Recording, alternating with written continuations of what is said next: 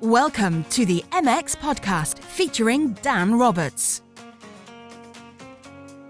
I guess we'll pick it up from here, shall we? So for people listening in, I've just been chatting to our guest for half an hour beforehand. I have a wonderful lady on. I have Svava, creator of the Viking method. Now, Svava, I've known you for a while, and I don't think I can pronounce your last name. Oh, that's fine. What's your last name? Sigbertsdottir. Yeah, that's why I'll just call you Svava. Exactly. How are you getting on? I'm getting on good. Yeah. Yeah. What are you up to today? So I have my clients today, and it's my free day from group exercising. So basically, when I came back from my kind of summer holiday, I felt a bit not demotivated, but I felt like I found it hard to get back into routine, like everybody does. Yeah. So in order to get myself into routine, I knew I kind of needed like an outside force. Like I had to call somebody and be like, okay, I have to meet you. So basically I called my kickboxing coach and I met him. So now on Tuesdays and Thursdays I meet him, and on Wednesdays I play football. Amazing. I know. And it makes such a difference. And just also because I've always been a sports person and like into team sports and loving all of that kind of element that comes with it. So, and we're on our own so much. Like you're the same as me. We work for ourselves, we exercise, we do everything just in this tiny cocoon of ourselves. Yeah. It's just nice going out and doing something else as well. Yeah, no, it's so important. So for people listening in, Svava is a trainer. She's a very successful trainer. She's an author of the book, The Viking Method. You're creator of The Viking Method, which is your system. It's more than a training system. It's more of a mindset and training system, isn't it? To basically living your life. So I think that's a good place for us to start. Let's talk about that. Like, what is it exactly? So the Viking method is, I'm really bad with the elevator pitch. I know I need to have like an elevator pitch. But we can talk for 3 hours if you want to. So I'm very happy it's not an elevator pitch. So the Viking method, is all about just taking control of your life and of your mind and of your body. So it's not just, doing squats and losing weight for because you're going to St. Bart's for the summer and stuff like that. It's not about that. It's more about, just seeing what needs to be done and kind of doing that and taking good care of just all aspects when it comes to yourself and just towards your life as well. So I have train like a Viking, eat like a Viking, and think like a Viking. And I think the think like a Viking is the most important thing. What I really like about the Viking method is it's you. I've known you for a while, and you train like a beast. You train hard. You live by the principles. You're a resilient woman. You're smart and resilient, and you live by all these principles. I think it's so authentic to who you are, and that's quite rare in the industry we're in. I know, and I think especially because it is quite not all of it, but it is very much of a shallow industry in a way. It is all about what you look like and videos of taking behind you while you squat just to get that ass in and all of these kind of things. So it's just and do you know what, everybody wants to look good and all of that, but it's much more forgotten how much your mental state matters when it comes to everything that you do in life. And with all the clients that I have and have had, the problem is not that they don't know how to do a lunge or they don't know that broccoli is good for you. It's more like, how do I get from doing nothing to actually doing that? And that is all a mental state, and how to change that. Yeah, so true. I also find that when you're kind of conscious about the mental side of training, when you do get fitter, you don't just see it as like, oh yeah, I'm skinnier now. You actually realize, yeah, I'm stronger, I'm more resilient. It feeds back to it into like a nice kind of continuous loop. So you start evolving a bit. And you also, what training does, that you start to understand that there's so much more that you can do than you actually thought. And that is so nice to see. I mean, once I started training this girl, and she said it was physically impossible for her to do a press up. That's just how it was. And she had tried for years. Her mom was the same, her sister was the same. So it was genetics. Of course, yes. They just couldn't do a press up. Anyway, obvious, just bullshit. So that was just the limiting self-belief she had about herself and press ups. And then we just started working on them, and she can do lots of press ups. And just how that changed, not the fact that she now knew that she could do press ups and was happy with that, but then she started to understand there were loads of other beliefs she had about herself that were actually false, and she could do much more than she almost knew before. So I think that is what training does as well. Now, did you realize this for yourself, like back in the day, or was this a later realization about the kind of mind-body connection and how it all links in? Yeah, I think I just started to pay more attention to it the older I got. I mean, I kind of always knew, because I've always been into training for, for winning quite often as well, but, also for how it made me feel and see everything that I could do and much more. I've never in my life walked into a training session to train to get myself to look a certain way. Yeah. So, but once you get older, you become a bit wiser, hopefully. And then you just start to think more about, you know what, this is more important as an element than just having thighs that are of a certain size or something. But the ironic thing is, when you train in that way and you're focused on performance, you end up looking better anyway. I know. The body's more proportioned. It looks more natural. People who just go, I want to get big muscles, or just be skinny, it doesn't look real in a way. You know what I mean? It's like, and that's what I say to people, because when I say to people, like in the Viking method, we don't train for our looks. We train for, our strength and our power and resilience and mental well-being and all of this kind of stuff. They think it means, okay, so I won't then get any like physical benefits from it. And I'm like, yeah, that's the byproduct. Yeah. The byproduct is the way that your body will then look. You will look really good, but that's not what we're training for. It just comes with it. So let's talk more, because I don't fully, I know bits of your program, I've read your book obviously, but tell me more about the actual exercise component of the Viking method. Is it all body weight stuff? Yeah, most of it is, I use dumbbells and, I use a bar and I use heavy balls. It just depends on what kind of people can do. So now, like in this times that we're having now, I do a lot with literally just anything that people can use at home, because it's more like a training philosophy I'm trying to get to the heart of the actual philosophy, like the exercise philosophy. The exercises are very much functional. So it's about kind of improving just everyday movement, rotation and functional, like compound movements. Okay. Yeah, exactly. And very much about balance and core and I use a lot of like kind of martial arts stuff in my training, kicks and things like that. Also because just not to get aggressiveness out, but sometimes people just go through their lives without ever feeling their own kind of physical power, and just to have them do a hard kick or a punch and kind of just bring everything into it, all of a sudden, people start kind of going, men are a bit better with this than women, because women sometimes they're just haven't been taught to take up space. So when they kind of start kicking, they hold a bit back, and I say, no, kick, and scream as you kick. And then they do it, and then they're like, oh my God, what? And just that kind of feeling of that physical power that you have inside you, it's just so amazing to see. So I use quite a lot of that kind of stuff in my training as well. Yeah, I love that. Me too. I think everyone should, particularly women, should learn how to do a pull-up. I think that's empowering to lift your body weight up. You feel strong.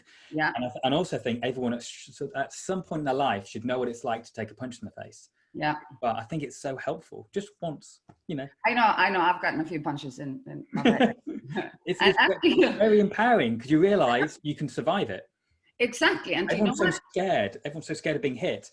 And it's like, no, actually be hit. And you realize it's not that big a deal. No, it doesn't hurt that much. No, exactly. And then you're not scared of being punched ever again. Yeah. So then it's, then it's fun. So it's just, I was once kind of just doing, we were punching each other, me and my client, and he was a 14-year-old boy. Mm-hmm. And we're just doing punches in the body, just body punches. So you didn't have to be blocking your face, because you were just doing by your sides and things like that. Then he thought it would be funny to fake punch me in the face. Anyway, he just didn't stop the punch. So he literally just punched me as hard as he could, Jesus. Right in the face. And the amount right in the nose? Yeah, right on the nose. Ow. And the amount of blood that came, so I literally had my head up and was kind of just waiting for it to finish. And while I was doing that and blood pouring, he was like, do you want to continue or do you want to take a second? Wait until the blood has stopped pouring through my nose.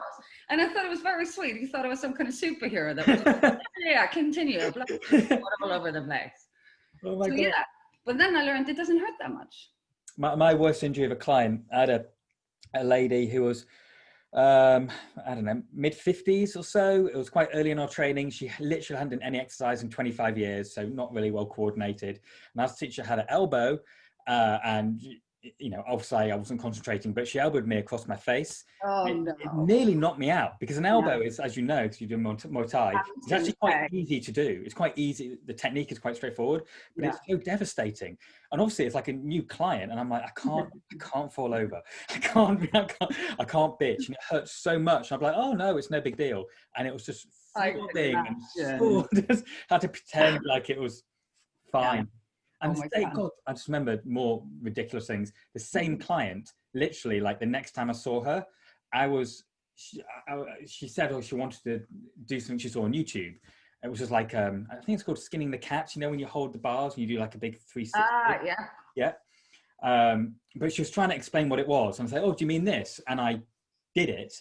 But on the way down, because I did it on a lap pull, like on a cage, basically, you know, when you have like cables. And I did it, and I hit my head on like I think it was like a lat pull down bar, which was hanging on the back. And I whacked my head and it cracked my head open, and I had to go to hospital. It was so embarrassing. Just like, I can't believe she stayed with me. But anyway, what was I going to say? So I want to find out more about this, your Viking method, the exercises. So you have some martial arts in there, you have functional movement patterns in there. How do you deal with people with different abilities? Because it's a program, people can buy your book or they can go online. So, you know, I know obviously you do one-on-one training, but how do you deal with people who are beginners or people who are super advanced? How does it work out? So now actually I'm changing my online training now. So I'm doing just different. So I'm going to have a beginner's program, kind of an intermediate program. And so people of all abilities, because you can have like a generic program in a way and say, you know, everybody can do this. You just increase your weights or decrease the time that you have as a break and things like that. But I much prefer doing just a program for a beginner, for somebody who's done it for a while. You know, and so also they can go on this journey kind of with me. They can start just there, and then they can keep on seeing that progress just all the way through. No, I did the same thing with Methodology X, and it's people feel a bit more looked after when you do that. So let's talk more about your, for me as well. I mean, obviously I know quite a lot of your history, but people listening, about your journey in the fitness and wellbeing industry. So where it all began, like, you know, how did you first kind of fall in love with fitness and how it evolved to where you are today? Okay. Like that. So I've always been in sports. So when I was a child, I was in football and handball, and I did ballet, things like that. And and even like when I was a teenager, aerobics was really in fashion, like step aerobics and doing the grapevine and all of that kind of stuff. Show your age, So I was very much into that. And there was this man who had this gym, and he had like a specific times just for teenagers, and he was really involved with getting kids to move and stuff.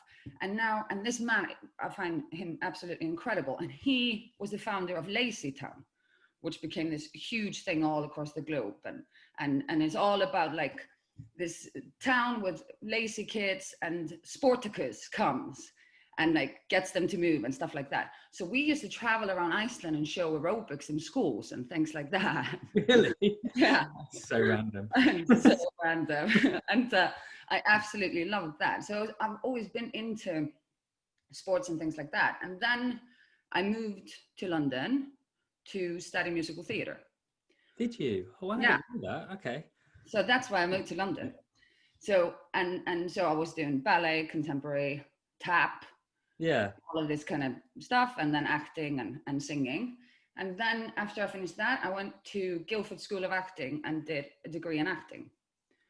So and then kind of after I finished that, I just didn't want to do it for a living. So I just spent all of this money in student loans and stuff. And it was just. But studying acting gives you a lot of skills which are useful in any career, particularly, I mean, you're a communicator and you're a great communicator. So obviously, has helped you. I loved it, and I'm happy that I did it, but it was just, there was just certain elements. I just wanted to work more with people. I just didn't like, when I was in the musical theatre school, it was constantly spoken about like, you know, yeah, you're making friends here now, but if you meet them in audition, you have to be able, you know, to tread over their toes. Then you're enemies. And I just find all of this talk so much bullshit anyway. I mean, it's a tough industry. I mean, you've obviously trained a lot of actors as well. It's a tough industry. Yeah. And it's just, and also it was very much, you have to work so hard. Like if you go into a musical in the West End, you have 8 shows a week and you're getting paid like nothing. So it's also, I mean, I was here and I had Raven, my daughter, so I was a single mom.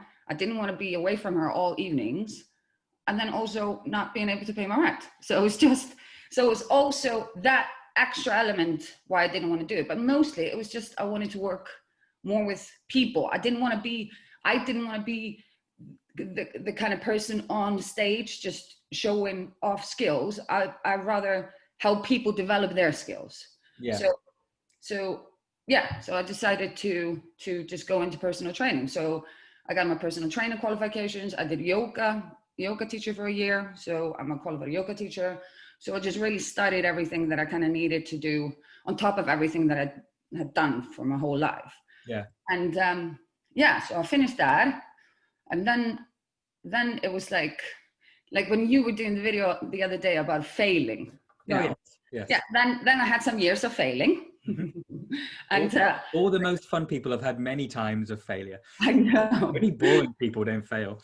No, because you have to try out things and you learn, you know, it's so easy just to be at home and think about things to do and stuff, but you have to try out things to see if they're working or not. And then what works is good and you keep, and what didn't work, you kind of take away. So it takes a bit of time. So I founded a company called Bootcamp Yoga, which was just a failure because it wasn't even like, it wasn't even like doing boot camp for like functional exercises for half an hour and yoga for half an hour. It was literally doing like a burpee into a downward dog. And I mean, who wants to fucking do that?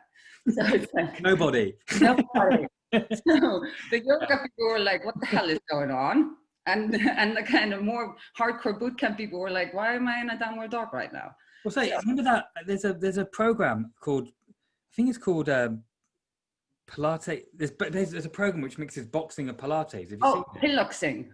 Bullshit. I know. Who's going to do that? Yeah. Anyway, sorry, you were saying. So that was a failure. Mm-hmm. And then I kind of just thought about, okay, what is it that does things for me, and what do I want? What are the tools that I kind of want people to get out of this and stuff? And then I kind of just sat down and went over everything and kind of founded the Viking method, and put all the kind of components in there and stuff, and then. So you came to it thinking I need to have like a new brand. Did you come to it like a business perspective? Yeah. So I thought about that as well, because I mean, much of when it comes to business is about the nice wrapping, isn't it? Yeah. You know, it's about the name.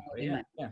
And so I kind of thought about, okay, what is a name that you know means something to me, and not just to me, not just the Viking method because I'm from Iceland, but it's also kind of what being a Viking kind of represents. You know,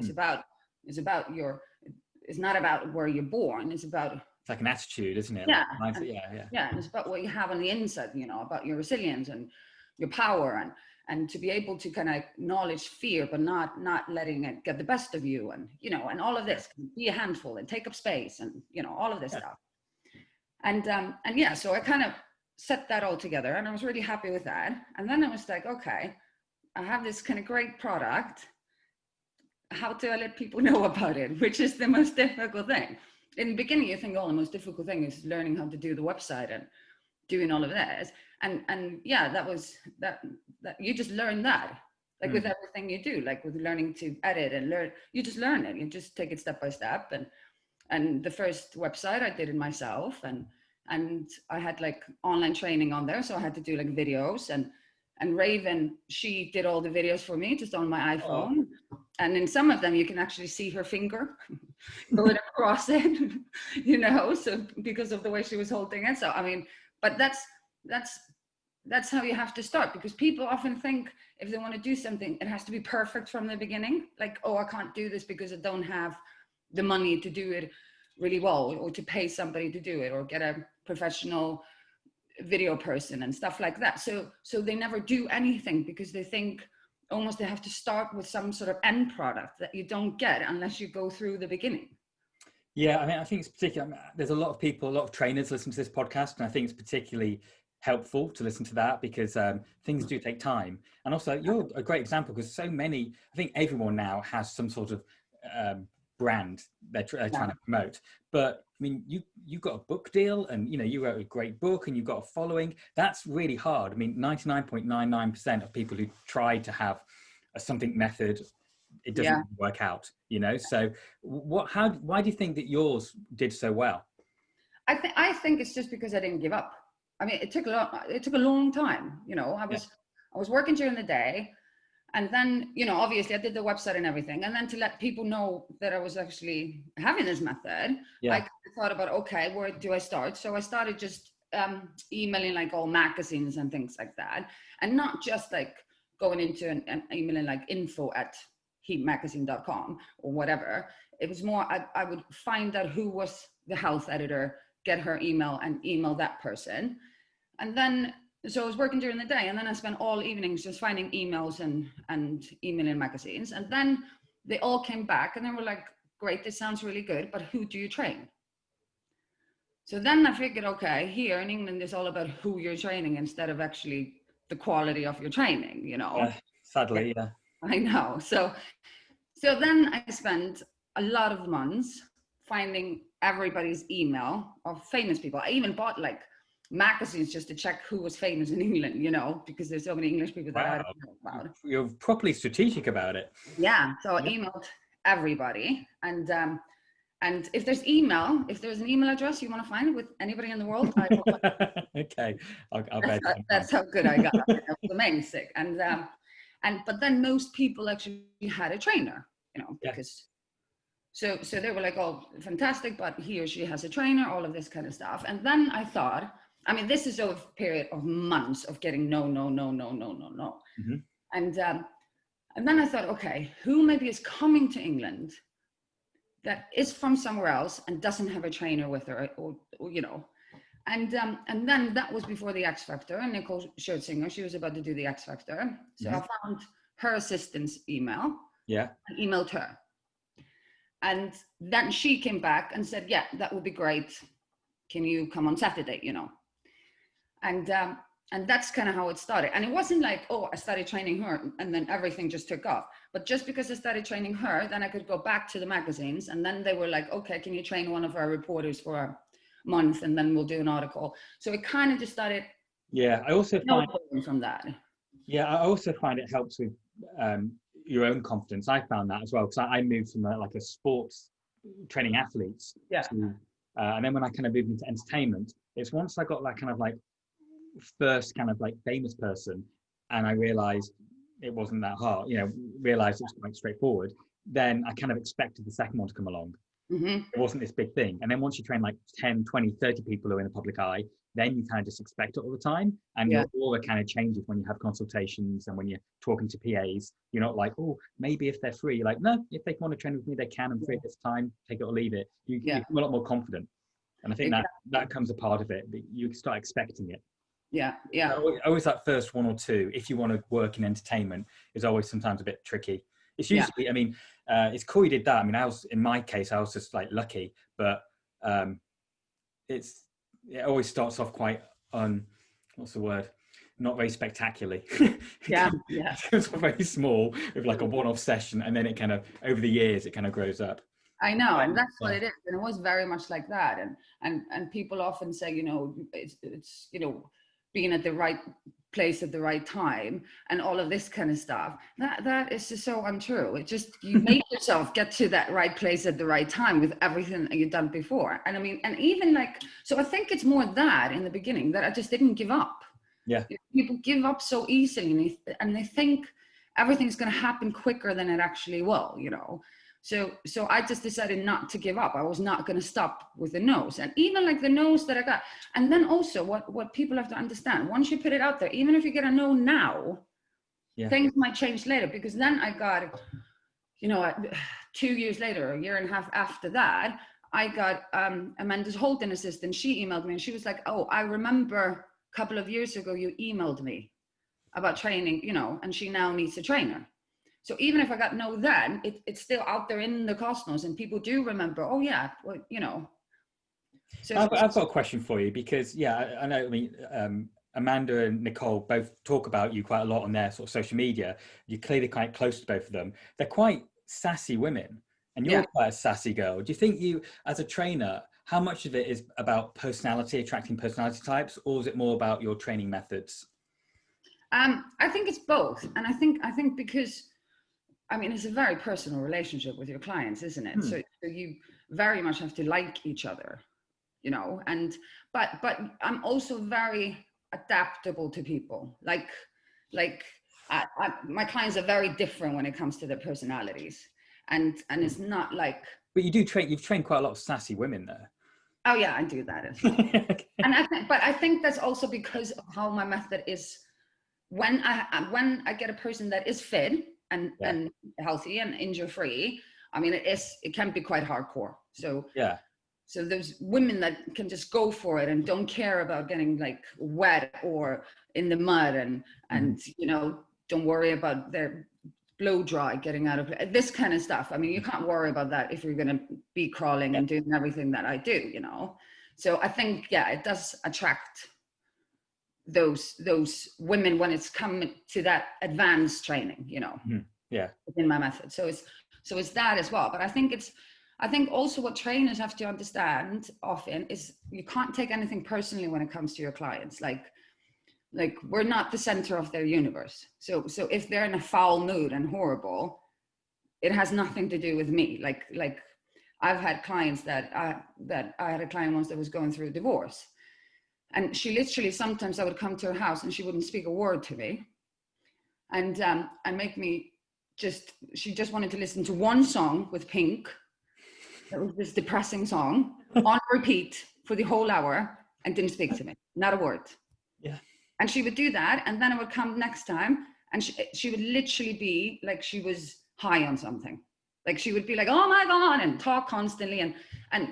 But both had nothing to do with me. It had to do with what was going on in her life. And I think often people take everything so personally, like you know, I'm coming to her house and she finds it okay not to talk to me. I mean, it just had nothing to do with me. She was just having a nervous breakdown, the woman.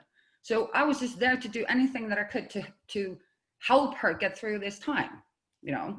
I mean, another thing I remind trainers quite a lot of is a lot of my clients who I'm working with, say, right now, are people who I worked with like 6 years ago and then the relationship ended. But I always I never take that personally because sometimes you're a good fit at that time, but people often come and go. You know what I mean? And obviously it's like often people try out different trainers in London too. And you have to kind of like I've always been really cool about that when someone's, I've sensed like the relationship's come to the end. It's like, why don't you check out that person or this person? And always kind of like checked in after a few weeks and texted. And that's so important to kind of not feel like a breakup. To actually feel like, hey, it's not a breakup. It's cool. I'm always going to be here if you need me. Go off, I'll see you around. And then they always come back. I was going to say, normally. They always come back. They always come back and it's cool. And then there's no pressure because then they can feel like, hey, we can train really hard for 4 weeks. And then if you don't want to train again for a year, no big deal. Yeah. And it's like, and I find a lot of younger trainers panic and they feel they take it so personally, like you were saying, because, oh my God, they've dumped me. No, it's not. It's not a marriage. It feels sometimes like it is a relationship, but it is different because they are paying you. So it's not the same as a pure friendship or a loving relationship. You have to sort of understand the nuance of it. Yeah. Yeah. One thing I want to talk about, which we kind of reminded me when you were talking about that, was your Instagram, your Tough Love Tuesdays, which I love, where you have a little rant is a hard word. It's more of a, how would you describe it? I know, it's hard to find a different word than that. Rant sounds negative. It's not, it's like a wake up call. It's literally like this. I feel like I'm in one right now. It's great. Yeah. Like you in camera in your kitchen, just telling people not to be pussies, basically, and sort it out. What I'm trying to do with that is just reminding people of who they are. Yeah, I love it. You know, and what they can actually do, and how they can see things differently or do things differently. And it's a bit like, you know, you can get off your ass and do shit. You know, it's a bit, you know, you don't have to have this belief that you are not capable, that you are weak, or that you can't do it, and things like that. And I love it. And I love, you know, I get so many messages from people that I bet you get so many direct messages after those. Yeah, and really nice ones, like, you know, it's because of you I applied for that job that I thought I could never get, and this kind of stuff. And, you know, I left a very difficult relationship because, you know, I knew I would be able to do it. And even once, and this is so funny, I went to Iceland, and I went out with my brother, and we went out and we like played golf and did loads of different stuff, and we were drinking the whole time. It was like sibling day out, having fun. And then we went to play darts, and we met this couple just that was there playing darts, and we kind of just were hanging out with them, and I was chatting quite a lot with a girl and things. And then about 2 weeks later, she messaged me on Instagram, and she said, I just want to thank you so much for what you said to me, because it really stayed with me, and I just left my boyfriend, and I feel so much better, because, and it's such a new beginning for me that I just managed to see what was going on and what it was doing to me. So thank you very much. I can't remember what I said to this one. So it's like, but it was a very nice message to get. Yeah. But yeah, like things like that. And it's like, it's just all about, because I'm trying, this is what I think, because it's, I mean, you can see those Monday motivational posts that everybody does, and, you know, just do it, and you got this, and you can just get up, you know, and nothing else comes with it, kind of. So yeah, okay. Very superficial, isn't it? When you just read a quote, it doesn't really. Yeah. So it's not like not getting any tools. Okay, yeah, I would really want to get my ass. How do I do that? Like what? How are the steps that I can do that? So I'm more trying to tell people like giving them a little bit of tools into their box. Like, okay, you can see it like this, or if you start thinking it like that, like, or take this kind of tiny step. And like one of the biggest things that I've seen with people, what they need to do, and I say this to people quite a lot, especially the people that I train and things, is there's no separation between who they are and what they do. So they mix that fully together. So they have this great emotional attachment to what they do. So, which is really hard. So when something you do wasn't good enough, it turns into I'm not good enough. Yeah. Because there's no separation. Or this was a failure, turns into I am a failure.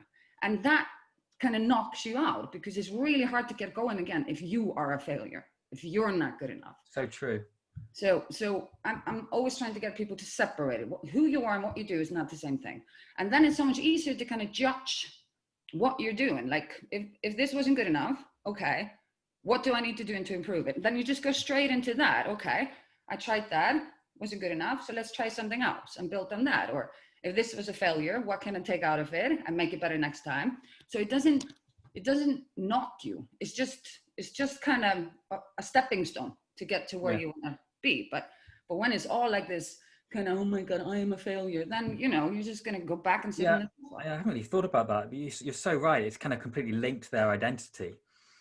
Yeah, completely. This is when people get fired, they feel suicidal, you know, like when these extreme cases, you know. But yeah, we do have to remember that. And it's hard when people, because most of us work really hard. Everyone I know works really hard, pretty much everyone I know. Yeah. And then your work, and I know for me, I'm a bit of a workaholic. My work does become a little bit my identity. So when work's going really, really well, I feel better than if it's going shit. Oh, of course. So it's hard sometimes to go, you know what, I'll just park work, particularly if you don't have a boss, and like if you don't do a good month, you can't pay the mortgage. Yeah. You know, then it's, you do want to be a little bit obsessed, you know, so it's tricky to get that balance right. Yeah. But you just have to almost, it's really, of course, I'm the same. But I just try to watch that it doesn't stop me in the way where I'm just tearing myself down, which never works, because I'm going from that negative place into doing something. Well, yeah, you can't make good decisions when you're in a negative state. No. But it's good doing that.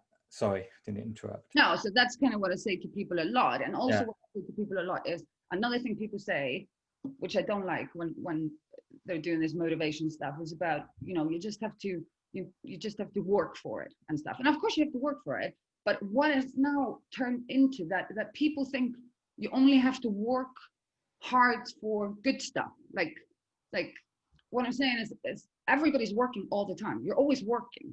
Like you're always working. No matter if you're in a job that you hate or a job that you love, you're still working. It's not like when you're abusing your body, it's still work.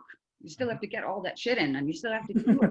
Yeah, still energy, yeah. Yeah, and if you're in a bad relationship, it's equal amount of work to be in that bad relationship as it is to be in a loving relationship. So it's what I try to say to people, make no mistake, you're always working.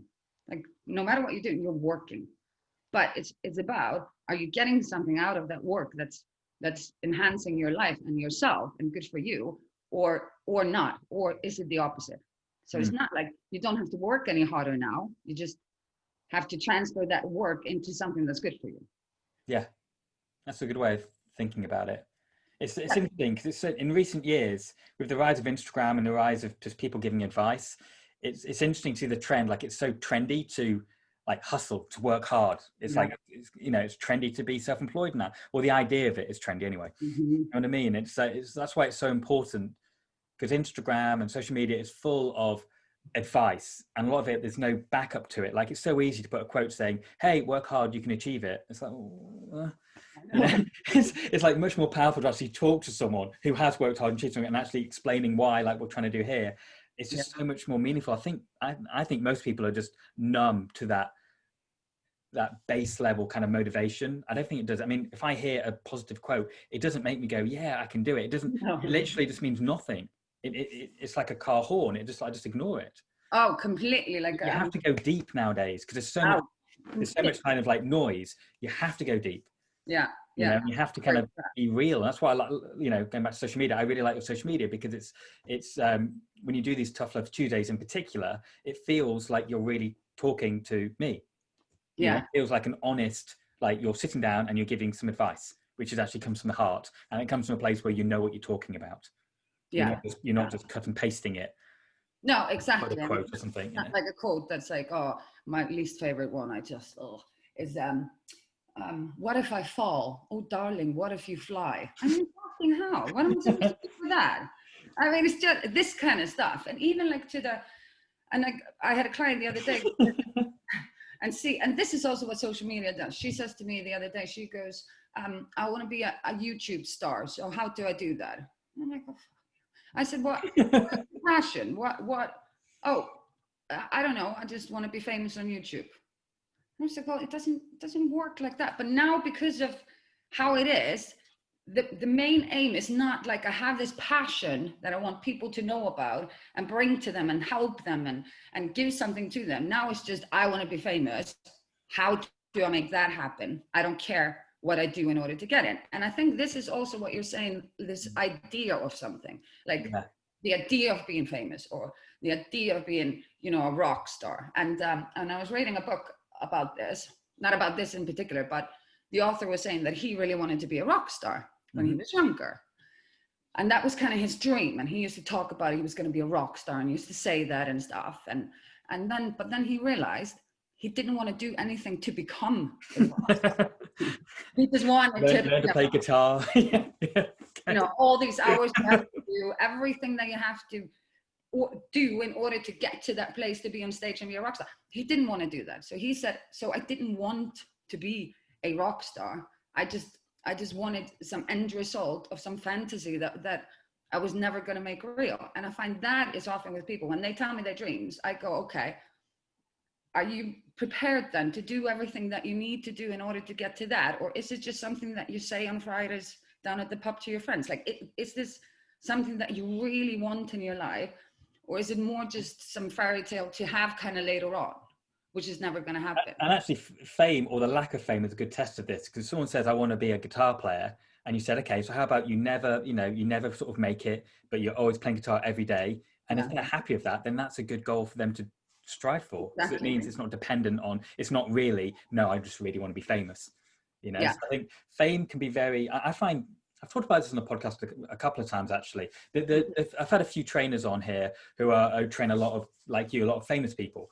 And I find it fascinating because I find fame fascinating. And I always talk about fame with my clients, my famous clients, because everyone's got a very odd relationship with fame. And it's very interesting. I find it really interesting training people who were very famous but now aren't famous and how they deal with that. I find particularly interesting. And it's made me over the years kind of be quite averse to any kind of fame. Well, you know, when I get asked to go on TV things, I always say no, that the idea of me being well known is repulsive. I want to be as little well known as I can get away with to have a successful business. That's my policy. And a lot of trainers don't understand why I turn down opportunities. It's like, do you realize what a horrible path that is to start getting sucked down that road where you have to kind of do things for credit, for likes in a way? And it's, I mean, you know, you train a lot of people in the public eye. It's not all rosy at all. No. And they don't have freedom. They don't have any freedom at all. You know, I like money. But it's really difficult when your own validation is based on other people's validation of you. Then that is a very bad place to get to. If your worth is dependent on how other people, what they think of you, and actually them liking you, then you are a little bit fucked. Because I mean, it's really hard to go by external views. That your internal kind of mental state depends on other people's views. It's just impossible. And this is a hard thing because now we're all a little bit famous because we all have a platform. We all have social media, which kind of puts us in the same boat as a celebrity where we have to see ourselves as a brand. I mean, you and I have businesses where, you know, we are brands in a way, but kind of reluctantly, you know what I mean? But everyone is.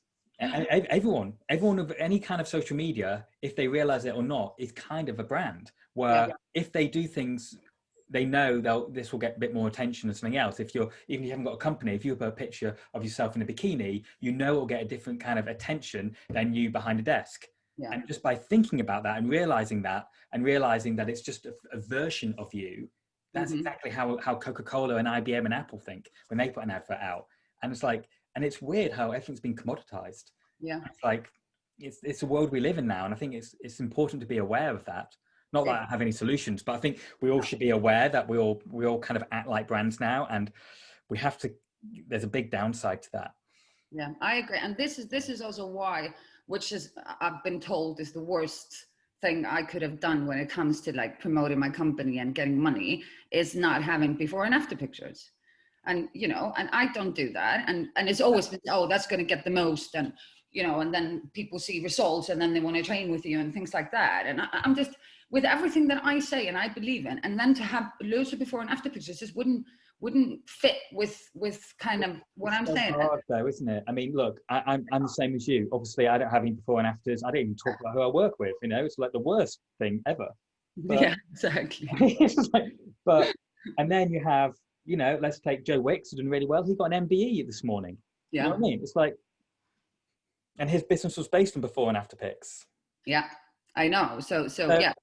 I've always been told this. I've had meetings with people that say you have to, you know, we're going to start. You've got to stick with it. I mean, I think. I stick with it. And they were like, you have to do more, like, not sexual pictures, but you have to do more where you're kind of talking about your body and showing your body and stuff. And I'm like, do you know what? No, that's not going to happen. And I just think this kind of, but this is another thing where you're going to base yourself and how you see yourself on other people's opinion. Like if it's all about the way you look, and if you're going kind of by the external view of what your body should look like, I mean, you're starting from such a negative place, because first of all, it keeps on effing changing, doesn't it?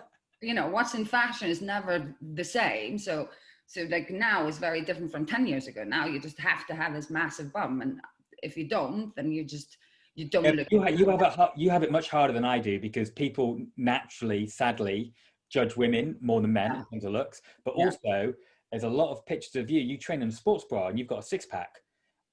I've never taken my top off on social media, so no one has a clue. So I can get very out of shape, I can get in shape, no one knows. Yeah. So I've never, ever, ever alluded to me being athletic. I mean, I talk about athletic things I've done, Yeah. but my career is clearly based on how hot my clients are now, not how hot I am. Yeah. Which I'm pleased I made that decision, because if it was 20 years ago when I looked better and was more confident, I'd be like, hey, I've got an 8-pack. Luckily, Instagram wasn't around then, so I had to base my career on just being, you know, what my clients look like. And as long as they keep on looking good, then I can carry on doing this until I'm 70, and no one gives a shit. So I'm lucky there. I know, that's true, but you just have to. Another thing that I also say with women, especially, this is more women, because obviously then also kind of the celebs that I train that are kind of out there and spoken about, they're women. So I often, this question I almost get every single time if I'm doing like an interview about my method, is if somebody wanted a body, let's say if somebody wanted a body like Nicole, how would they have to train and eat? And I said, well, they might never get a body like Nicole because they're not Nicole. Like it's not, she has very different body composition than maybe you. So like me, I would never be able to look the way she looks. She has curves. Her waist is very small. She has wider hips. I'm very straight. So and I'm never not going to be straight, and I'm fine with that. And you know, I have more of this. I don't have that kind of. My body is not as like women hormonal body. I'm a bit more like a guy, you know, when it comes kind of to my figure. I've never had like big thighs or a big bum, or I'm not curvy at all. And I could train and enhance a bit of my body, but I'm always going to have kind of this straight waist and the shape that I have. And I try to tell women, just think about doing as much as you can for the body that you have. So take all these pictures down of some woman that you have on your fridge and that's your inspiration. It just doesn't work well. And they say the same thing about weight. So many of them have a goal of getting to a specific weight. Like, I want to be 58 kilos. And I'm like, why do you want to be 58 kilos? Just because. There's no logic behind it. They just pull a number and just decide that. And then no matter how hard they work and how amazingly they've done, and all of these things that they can now do, and maybe they started at 90 kilos and now they're down to 60, which is incredible, feel so much better, can do so much more. Everything is jolly, but you know, they're a fucking failure because they're not 58. It's madness. You know what? I'm going to pick you up on something because I disagreed with something you said there. I'm going to be more feminist than you are, which is fucked up. But being a woman has got nothing to do with like your hip to waist ratio. No, but come on, you know that. No, I don't mean it like that. Yeah. But I mean it like if you can visualize it, when you see a very curvy woman and then a straight woman. So I'm more of a straight woman. Yeah. Like my body is much more straight. You know, I won't be able to get these curves just because your genetics. Yeah. My genetics. I know you meant that. I just more like that instead of, you know, I'm not feminine, you know, things like that. Yeah. Of course I am. I know. I just had to clarify.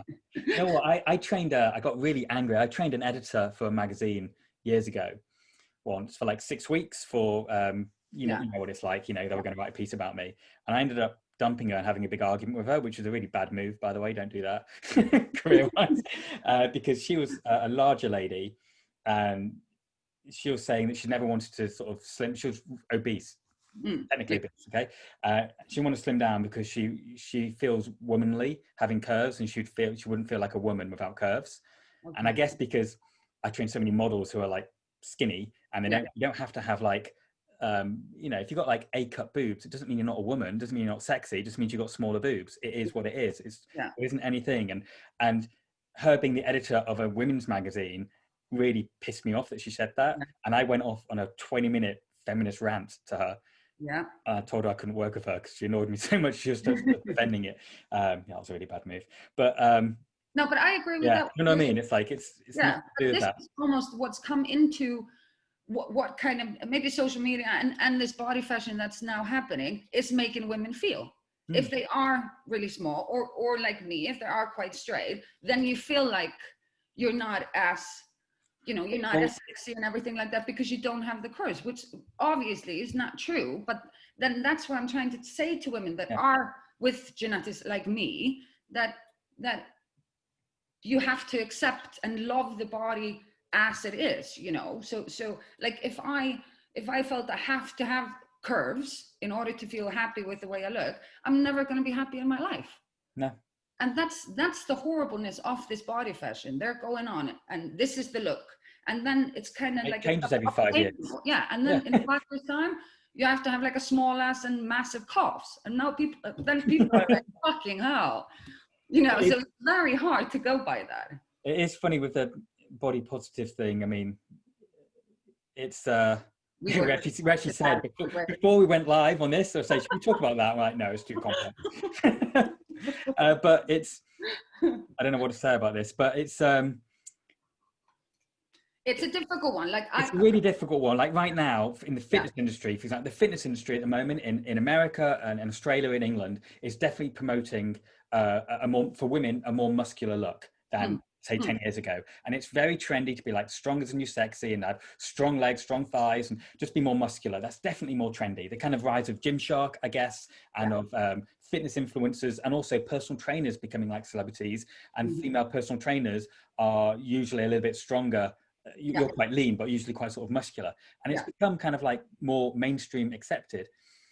And as it's better than being like lean. Like it's better to be a physique model than say a fashion model. And it's like, well, it's not better or worse. It's just a different look. And that will change again in 5 years. And it kind of, what slightly bothers me is when people go on saying this is so much healthier when it's not. It's just changing one ideal to another ideal. Yeah. Like one of the issues I have with some of the body positivity movement right now is that like to embrace, if you're overweight, to embrace it and to love you no matter what. And I have some issues with that because I'm just from my job and having conversations with people, quite often people are not very happy, but they'll say externally they are. And I've had people who are quite sort of well known in their kind of industries and entertainment sort of as poster childs for being happy, being curvy, but they're coming to me to lose weight because they don't want to be overweight. Yeah. And they have to be really careful about how they kind of pitch it to their audience. And it's messed up. And it's like they're kind of skinny shamed in a way, you know what I mean? Like if they get skinnier, they're shamed, and it's like it's all a bit messed up. And I think you'll never be able to please like the public because the views are changing constantly. You have to do what's right for you. So if you feel like you want to put on more muscle, great, put it on. If you feel like you're overweight and you want to get skinnier, great. It's just like it's like you were saying earlier, as soon as we we were talking about fame about 10 minutes ago, as soon as we let other people that we need their validation for, particularly for our own body, we're going down a path which is dangerous. And it doesn't matter if it's skinny, fat, or whatever. It doesn't matter. It's just that it's giving other people power. And you talk about this loads in your Tough Love Tuesdays. It's like you've got to take ownership of yourself. And I like the way you don't kind of pussyfoot around that. You're quite clear about, hey, if you're fat, you're fat, and if you're this and you want to change, it's fine. And I like that because it's actually quite rare. People are so scared nowadays of saying that, and I sort of take my hat off to you that you do that.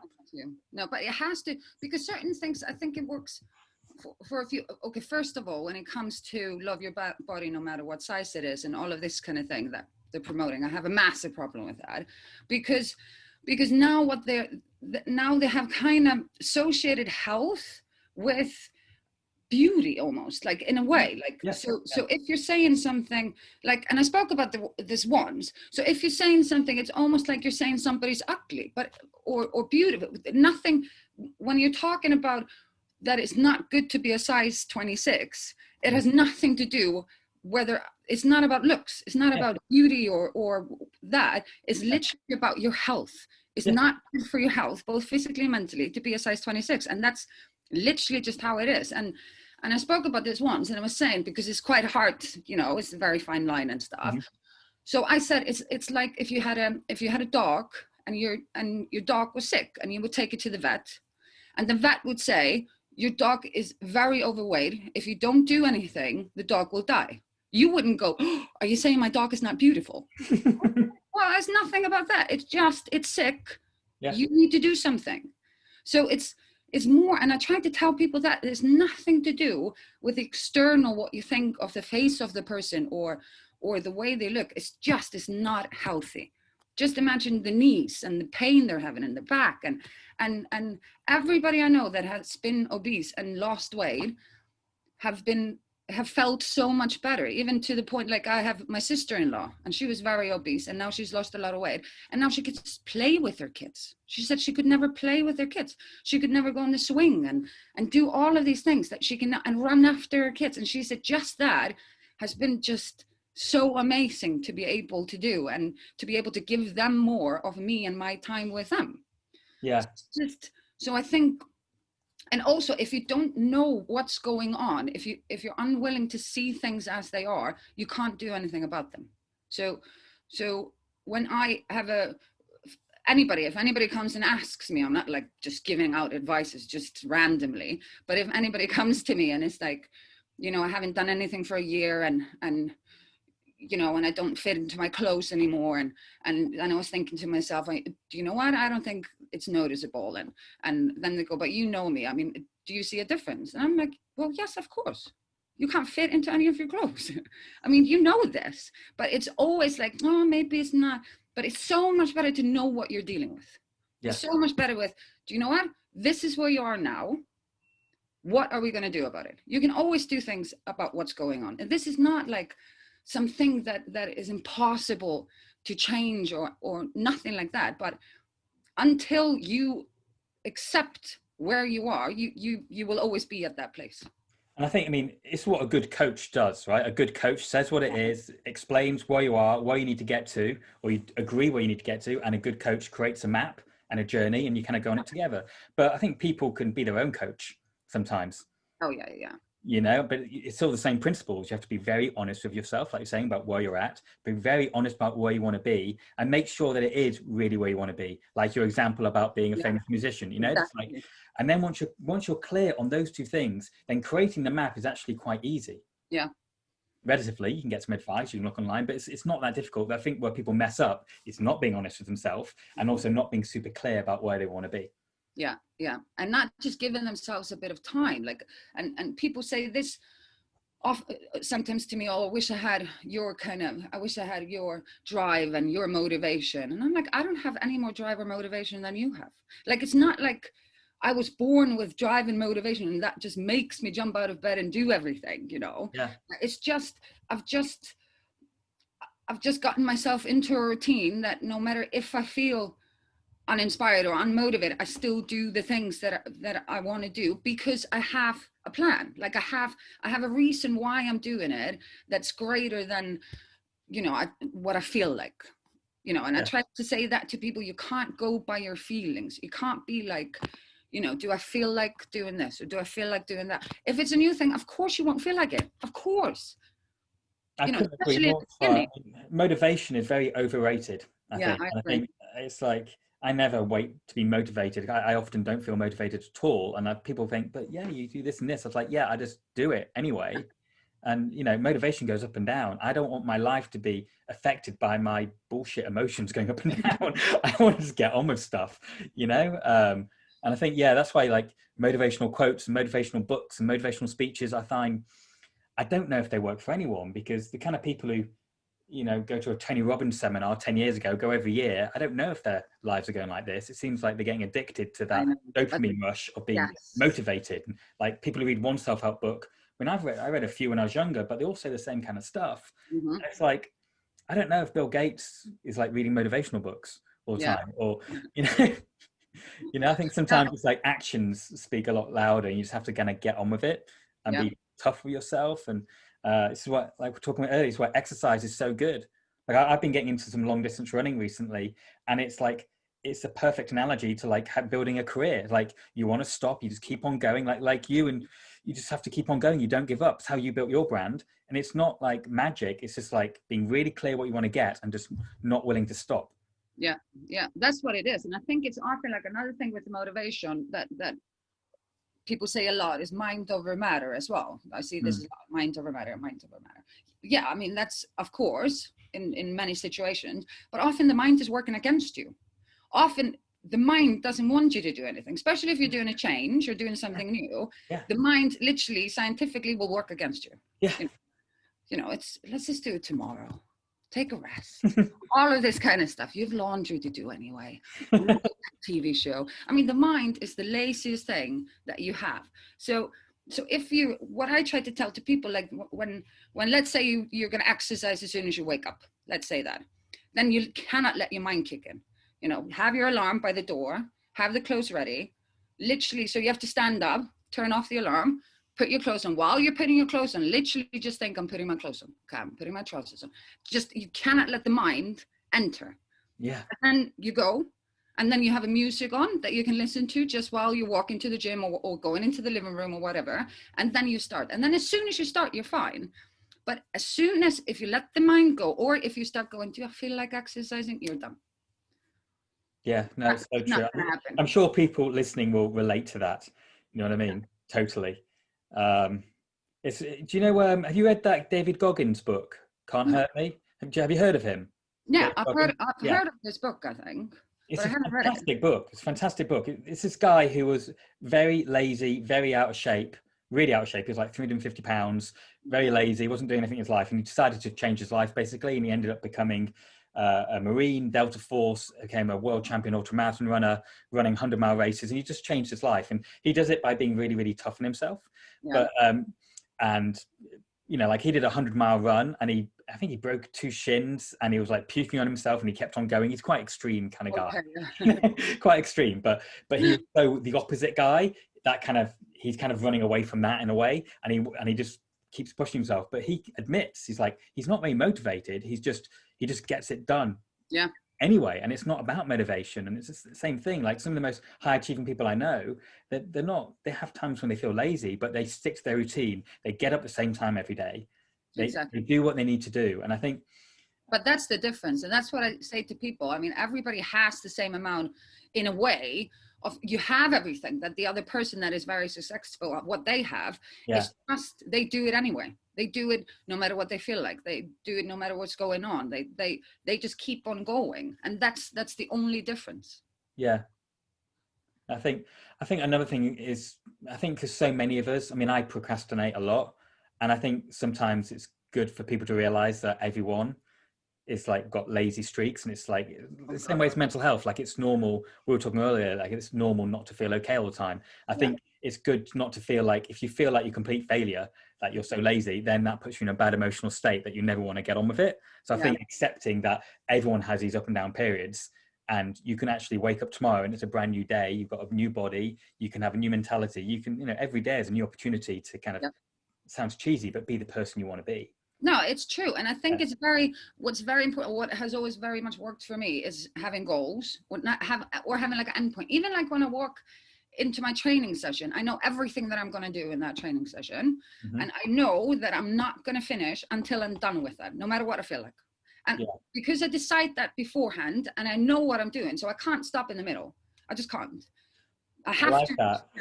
So you make it easy for you you make it harder to fail, basically, by doing that, because there'll be too much guilt, right? Exactly. So then I have to finish it, and even on like shit days, if I'm feeling like shit, and especially like I always feel a bit, you know, down when I come back, like after Christmas, being in Iceland with the family and everybody there, and then I come back here, and you know, it always takes me, you know, that day after I always find really hard, but then I set a time limit to it. So I go like, okay, you can lie on the sofa and just order pizza and eat shit and watch shit until 6. And then you can like moan about it and you can be like, oh, poor me. But then at 6, you're going to get up and do this. And I have a thing that I not just get up out of the sofa, because then, okay, what am I going to do? Sit back on the sofa. I'm like, at 6, I'm going to do this. Yeah. And then when 6 comes, I have to stand up because that's the end of my time. So that works for me, instead of going, oh, you know, I'll feel better later. You know, I literally have to have a time limit. And then, because I control these emotions, of course I do. I am reveling in feeling like shit. I'm going, oh, poor me, it's so hard to be away from everybody. You know, I'm doing this and then I'm getting the chemical reaction of feeling like shit because of my thoughts. So then at 6, I just go, okay, now let's end these thoughts and bring in new ones. You know, so having like structure and like really works for me. I was talking, my last interview was with a guy called Jay, he's an American guy. He was a trainer, but now he's more like a mindset coach and works with all kinds of people. And he's he's proper American about it. He gets up like at 4:30 in the morning and he does his meditation, his gratitude study, and you're like, textbook, perfect, but it's all routine. It's amazing. You know, it's like, I wish I could be that, because I'm quite routine led, but I'm not that hardcore. But having things which you know work for you, I think is so key. Yeah. I think that's a trick, isn't it? You know, you need systems which work for you. Yeah, and I agree. And I think also because now there's so much talk, obviously, always about that. Like, you know, every you know, person who's doing really well in life wakes up really early and does this and does that, and you know, and you know that their alarm doesn't even wake them up. You know, their dreams do and shit. Let me just throw up in my mouth. Exactly. Come on. And then people are like, oh, you know, I should wake up then at, you know, 5 and train and then, but if you're not that type of a person, like I'm not the type of a person to wake up before I have to wake up. Like, you know, I've often like really early clients, and that's no problem, and I wake up for work and do all of that, but there's no way in hell I would wake up at 5 just for me to train. It just doesn't work for me. I'm more of a night person, and I like the quietness of the evening to do my work and all of this kind of things for myself. So I stay up longer. There's just, to go to bed at 9 to me is like a crime. I just couldn't. Then I'm missing out on the time that myself and my brain kind of works the best. So it's also for people, okay, are you more of that morning person or the evening person? So it's you don't have to turn yourself into that morning person if it doesn't work for you, at least in the beginning, you know. I think it's good to experiment. Like I was having this conversation with Jay, because I'm a night owl, you know, I go to bed like at 1, 2 in the morning. I barely sleep, and I do everything wrong in terms of that. But he was sort of talking about the benefits, and I was like, you know what, I'll do it for a week or two. So I'm at the moment, for the last week, I've been getting up at 5, and it's fucking hideous. I don't like it at all. But I promised him I'd do it, and I like experimenting. But I'm much more of a night owl.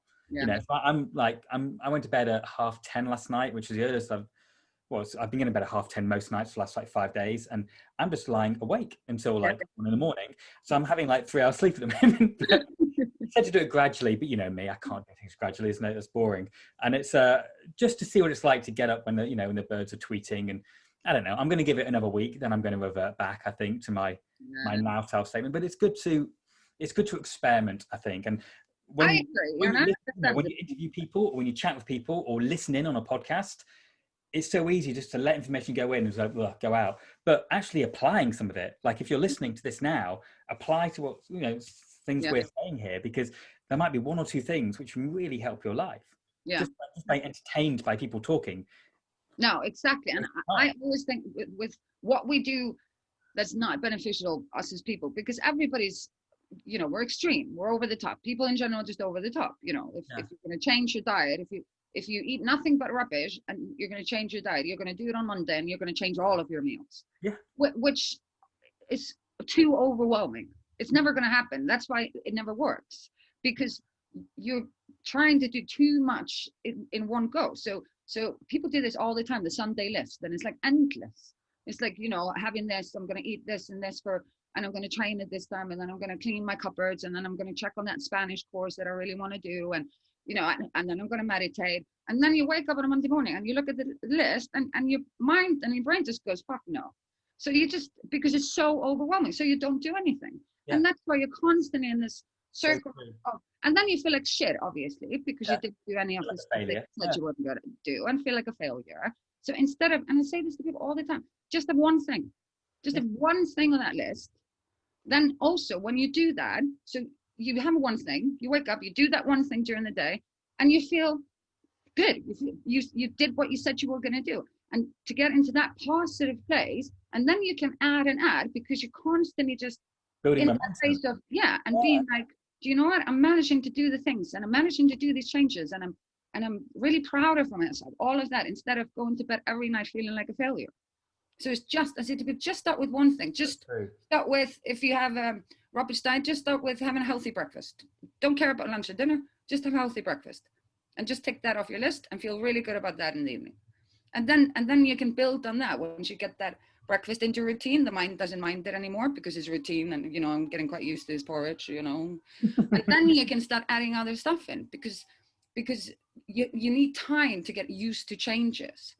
Yes. But people find that so hard. They're like, no, but I want to be like, I want to have lost like 30 kilos before Christmas, you know. And I'm like, well, it took you about 7 years to put these 30 kilos on. You're not going to just go away in 4 weeks. I mean, you have to give yourself a little bit more time, you know.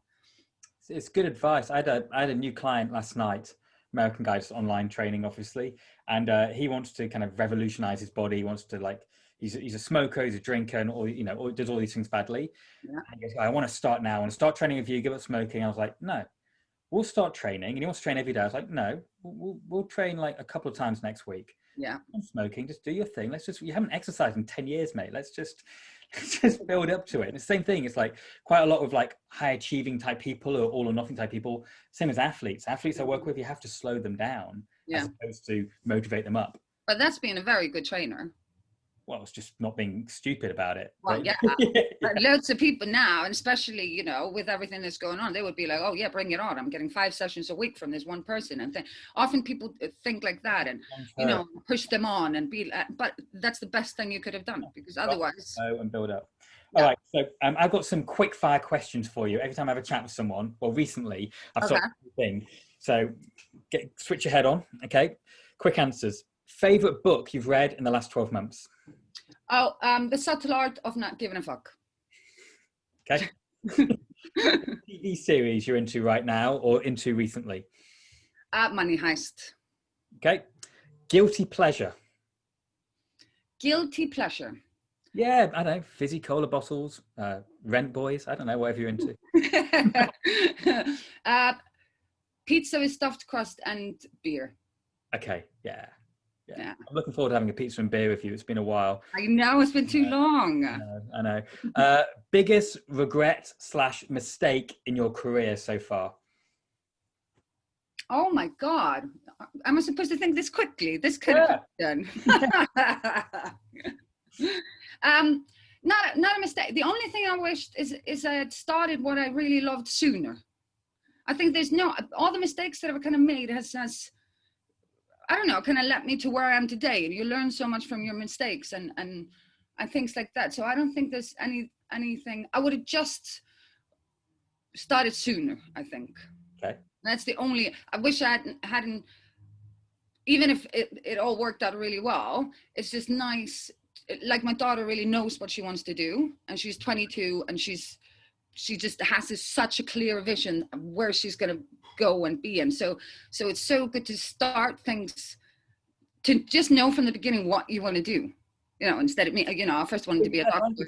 Yeah, but you had life experience. Don't you think that helps you relate to your clients now who are in entertainment, who have, you know, they're not coaches. They're in different industries. So you understand what that's like. Oh, I agree. And very much. But the thing is, if I would have to do everything again, I would probably just do it quite in the same way. It's a funny one, you know. And people say the same thing with, you know, I had a daughter, I was pregnant when I was 17, and they're like, oh, wasn't that really hard? And no, I mean, it was something that I wanted to do. She wasn't an accident. She was planned, and people are like, what? But that really helped me, because it helped me grow up really quickly, like in a way that you know, now I was raising up this person and giving her values and morals and all of these characteristics kind of that she was looking towards me for. So you become very conscious of who you are as a person and what you say and what you do, because you have this, you know, little kind of copy paste going by, you know, always with you, who's literally taking everything in. So you just become a better version of yourself quite quickly, hopefully. Cool. Okay, and 2 more questions. Proudest moment in your career so far?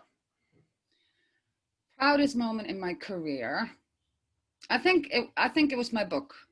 I mean, that's huge. Yeah, it's really hard to get a book deal. Yeah, I think that's my proudest moment. And just like, I was teaching an online class the other day, and there was a woman who hadn't been before, and she was like, oh, I did nothing for a year, but then I bought your book, and she had the book and showed it to the camera, and everybody went, way! And it was just, and she was like, I've been doing the madness with you, and now I can do the madness with you. And it was just that my book That's so cool. brought so much help to so many people. It's just incredible. Yeah, that is really cool. I mean, that's a huge achievement, you know. Yeah. And final question, what are you most looking forward to in your career over the next 10 years? I'm most looking forward to what my goal is now is kind of bringing the Viking method to more people, like, and do more of like the talks, like you love this as well. I'm doing like seminars and that you can kind of combine everything into. So I want to start kind of working much more with people instead of just giving them kind of the training and all of that. So having more, like the online classes when I see people, and it's just incredible to see somebody, I'm in India or, you know, I'm in Florida and I saw your book and now I'm here and what you said there really mattered to me and this, and just to be able now, because now what the lockdown at least did in a good way and what's happening and kind of opened up the world a bit.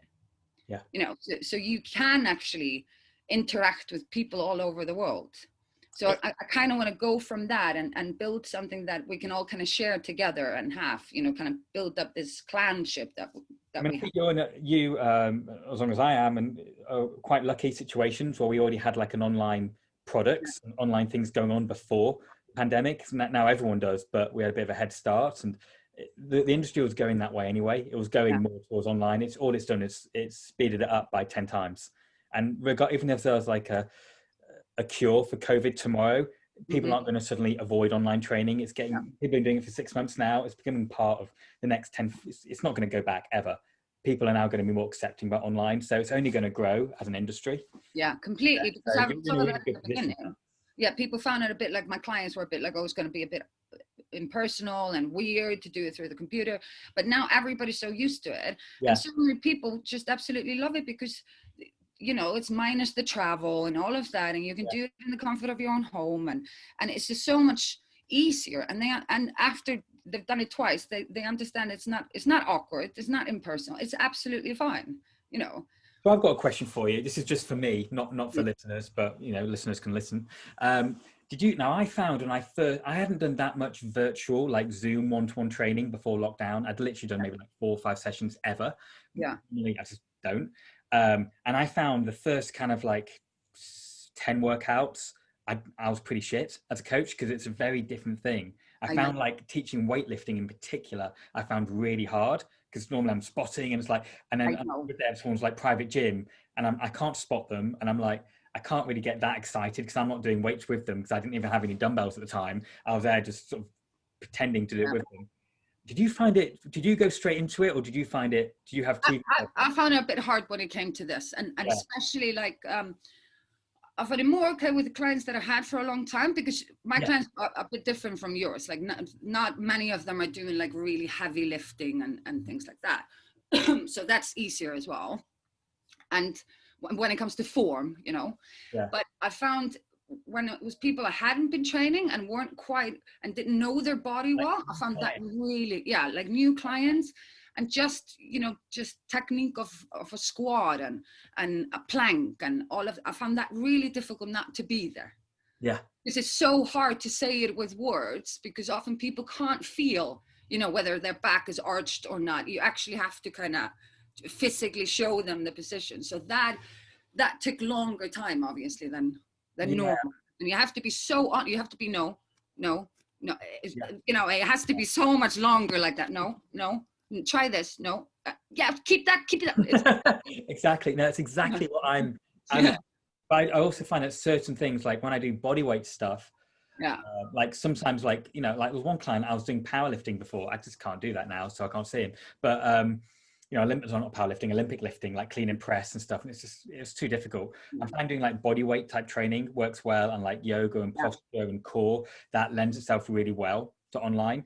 And I also find myself doing a lot more exercises with them, because it's just me just sitting here and watching. Like normally I don't train with my clients at all. When I'm face to face, I'm always analyzing. But if I'm just on a screen, it's very dull in a way. So I find about a quarter of the time I'm doing stuff with them, and like, hey, let's do the first round together, and then second round I'll have a look, or vice versa. And I've sort of definitely found a way now where I think I'm good, an online trainer, but I wasn't. It felt strange because I'm a good coach. I've done it all my life. And I was like, wow, it's a new skill I have to learn. So it's reassuring that I'm not the only coach who felt that. Oh, no.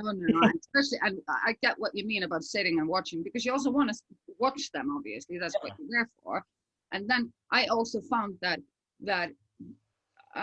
you not having like a massive conversation on while they're doing what they're doing, but often I talk more when they're doing the exercises instead of just sitting like that. Which is just so it's more like I kind of talk and be like both about the exercise maybe and about something, how they feel or what's good, so I'm kind of trying to increase that level of the training as well, because I'm not there. So I do that and also so you have to work a bit harder. I found that exactly. It's interesting, isn't it? We all have the way things are going to go. I know. I'm but not doing any. Like with people that have, like with my online classes, that I found, I mean, first of all, it just took a while with that Zoom, and you have to change it because of the sound of the stereo, all this kind of, stuff that you have to do before you do like a group thing. And then what I've found is what is it really matters to people and to me is that connection. So it's not just doing the class and then I just go, thank you. I obviously I watch them and I know everybody's name. And then afterwards, I kind of sit down and I'd be like, oh, I went here yesterday, oh my God. And then we laugh a bit. And I think that is also really important because everybody is very much alone right now. So you need to have that kind of coming together. And then, if somebody new comes, I go like, oh, Christy has never been here before. Well done. And then they go, oh, well done, and then somebody says, oh, I remember my first time. So it kind of comes together, and you really have to, like one class that I was teaching months ago, there was a woman who came on, but her camera was off.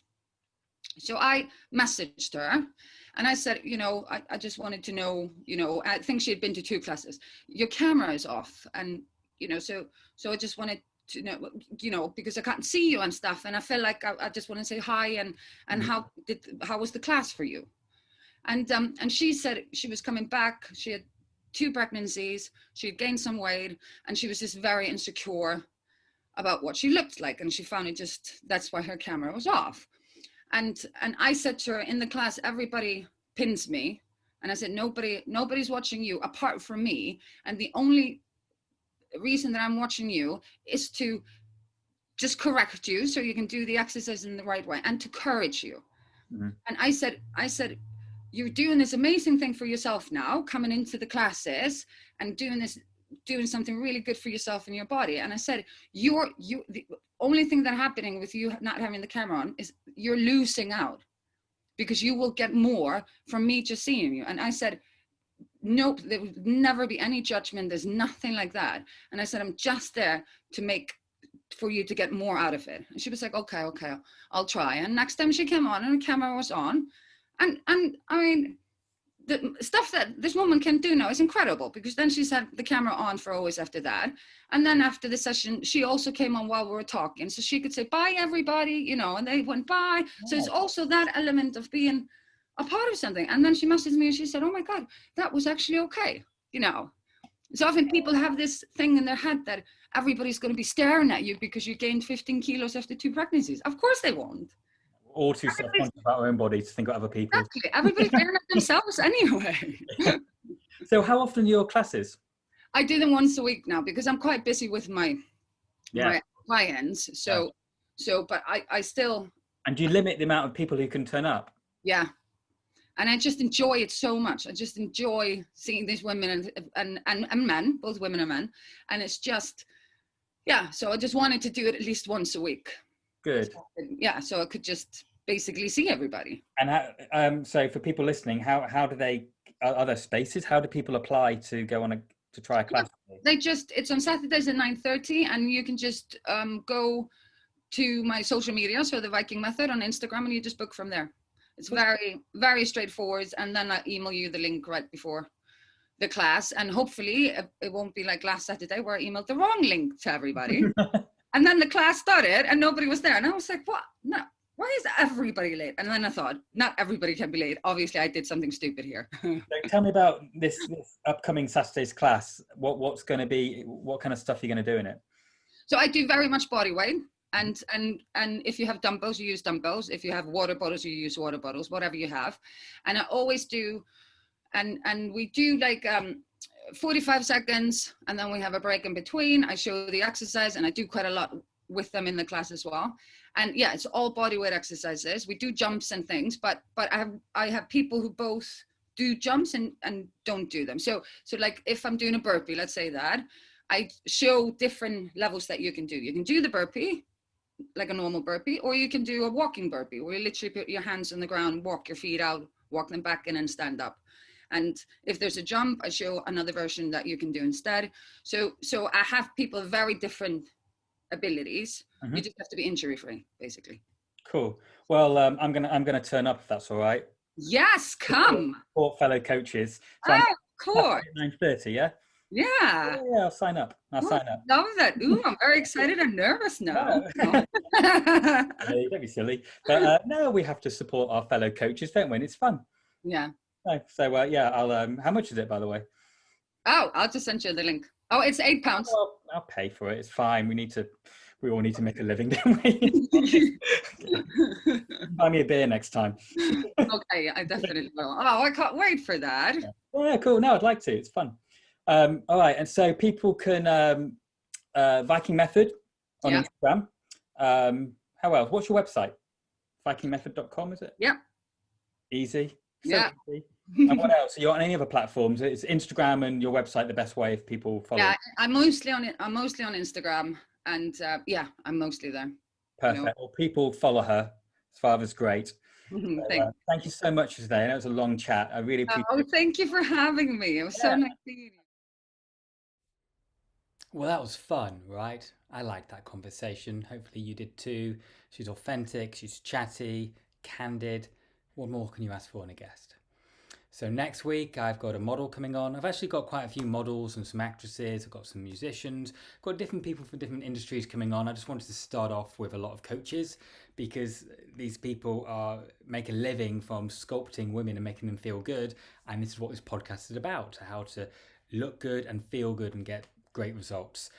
Obviously, I'm having conversations with people where I talk a little bit more about mindset and psychology because I kind of... I don't want to make it boring, and I think it's more interesting when you hear people's story.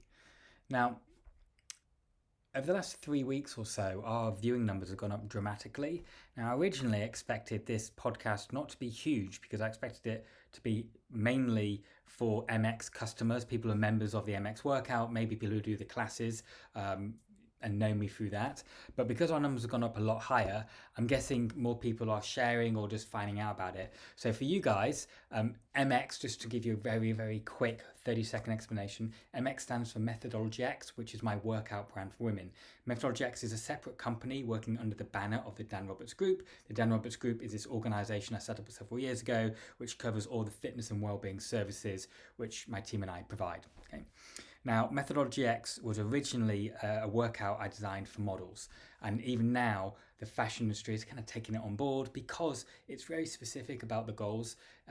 If you do the Methodology X workout online or do a class, you will get leaner, you'll get defined, you'll get strong, but you won't get bulky. You'll work obliques, but not abs. You'll get glutes, but not big glutes. But basically, it's the look of, let's say, Victoria's Secret and also Sports Illustrated, because I've worked with a lot of girls on those projects to get in those gigs, so I kind of know how to do that well.